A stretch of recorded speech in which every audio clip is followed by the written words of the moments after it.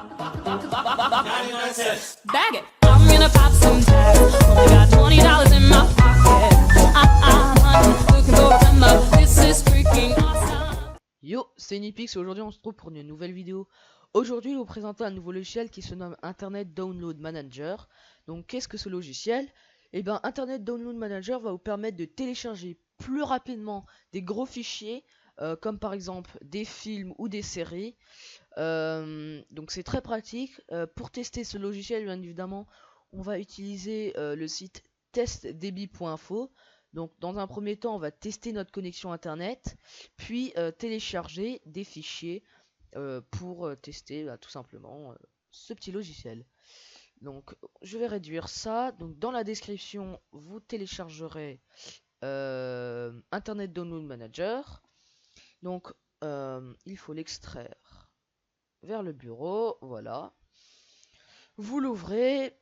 Vous ouvrez. Alors après vous ouvrez Idman 612. Donc c'est le Internet Download Manager version 6.12 il me semble. Vous cliquez sur oui. Alors moi il y a un petit temps de chargement. Voilà, vous faites suivant. Donc ça on s'en fiche. Le répertoire de destination. Suivant. Suivant. Et voilà, après vous cliquez sur suivant. Moi je l'ai déjà installé donc je ne vais pas le faire. Mais vous cliquez sur suivant. Ça va le finir. Une fois que vous avez fini de le télécharger, vous ouvrez patch. Vous l'ouvrez. Vous faites bien attention à votre antivirus qui peut être capricieux. La musique un peu chiante qui se lance. Donc, vous faites save, non, patch, search. Vous allez chercher dans votre disque dur. Internet Download Manager. Et celui-là. Ouvrir. Ça, c'est le first name. Last name.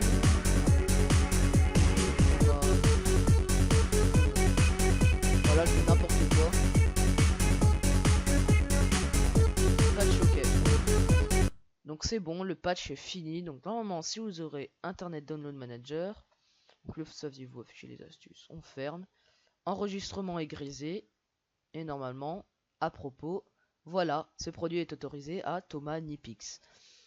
Donc voilà, donc une fois que votre logiciel est, comment dire, téléchargé, donc ça je vais supprimer. Oui voilà. Donc vous avez plusieurs options. Ajouter une URL, donc vous ajoutez directement l'URL de téléchargement, puis vous cliquez sur OK, donc par exemple celui-là. Après, il va vous classer les fichiers compressés, les documents, les musiques, les programmes de vidéo, les téléchargements incomplets, les téléchargements terminés et ceux qui sont dans la file d'attente. Donc, on va essayer déjà de faire un speed test en lançant le test.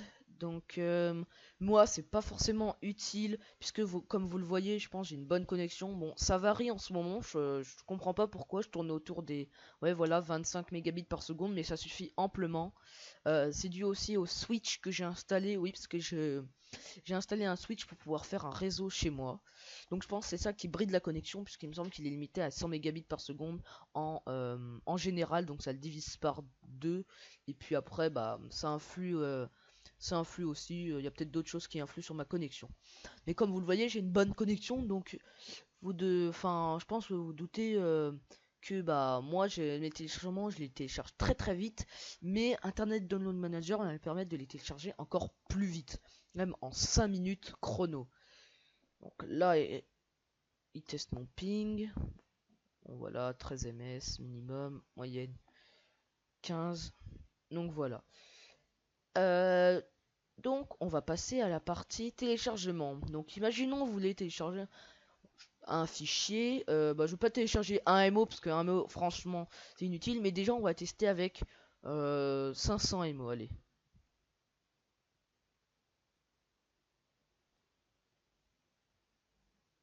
Donc en attente ça met un peu de temps. Bon, après ça c'est la connexion.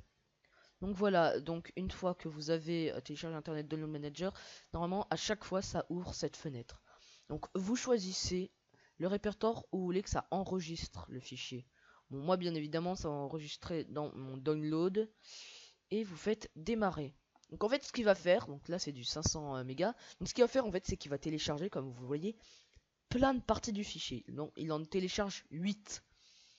Et donc une fois que ces 8 parties de fichiers sont téléchargées, il va les rassembler en une partie. Donc moi vous voyez que ça met 6 minutes parce que le serveur Bouygues doit être un peu loin de chez moi, mais quand je télécharge par exemple des films, eh bien ça me fait pas ça. Bon, en 5 minutes c'est fini. Donc déjà un fichier de 500 mégas, hein, c'est déjà un bon petit film. Si on regarde par exemple sur Libertyland, un film, hein, un film à peu près, bon je sais pas, par exemple Ghost in the Shell, imaginons la taille d'un film, voilà, c'est, voilà, comme vous le voyez, 700 mégas, 687, c'est rarement 1 giga, franchement, 1 giga, 5 gigas, c'est vraiment les tout vieux jeux vidéo comme Call of Duty 1, mais non, pour les films c'est plutôt 500 mégas, donc pour ça vous avez pas de problème. Donc moi ça met à peu près 6 minutes. Donc en attendant que le film se télécharge, on va regarder un peu plus les autres options euh, de ce de ce petit logiciel. Donc exporter un fichier texte.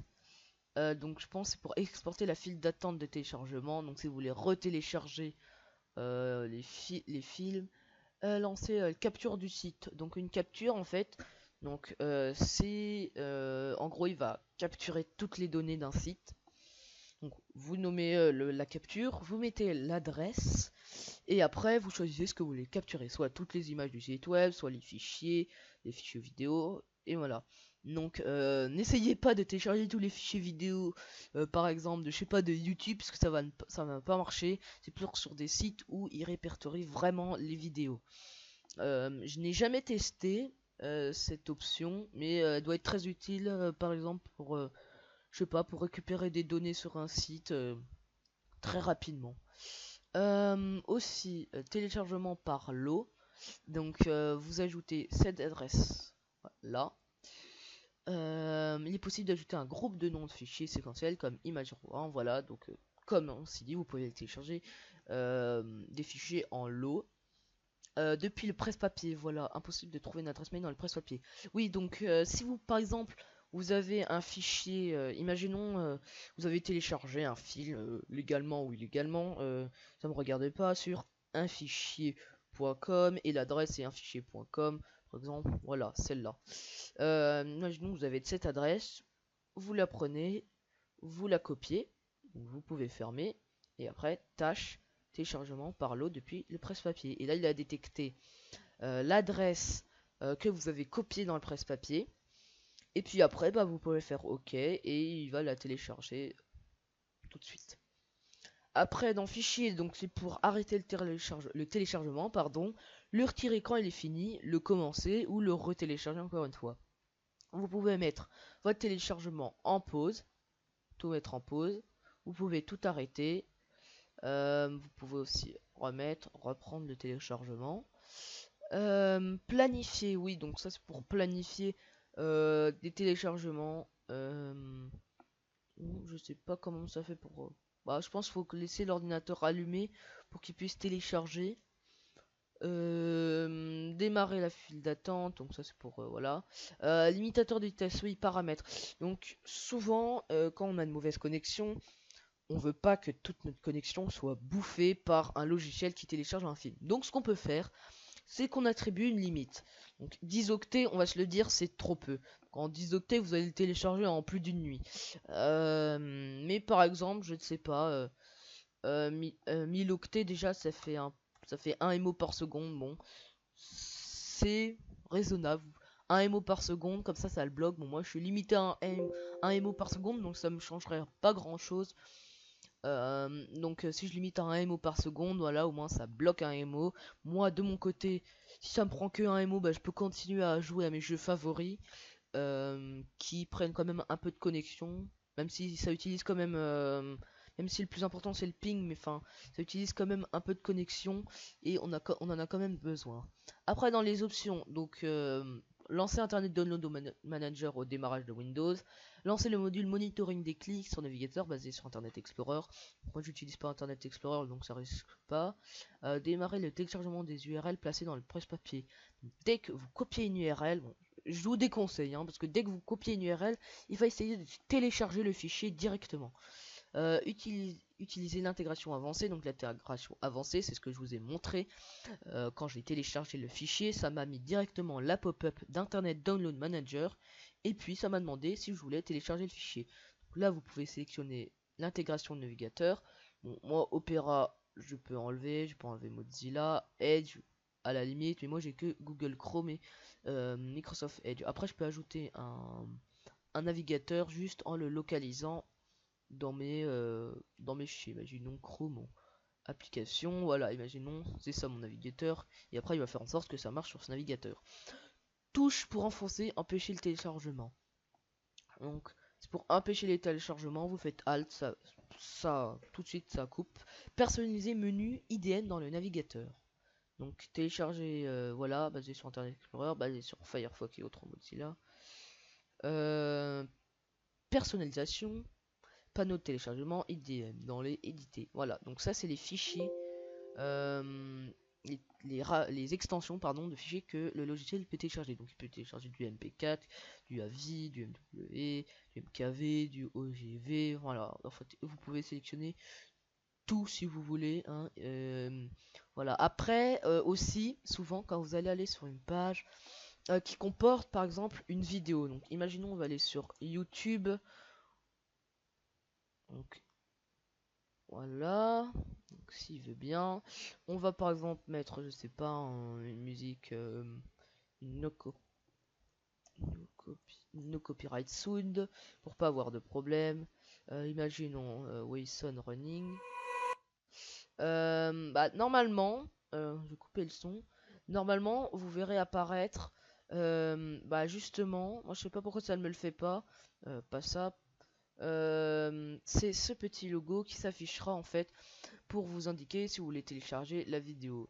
Ça ne marche pas sur YouTube, on va peut-être essayer, je sais pas.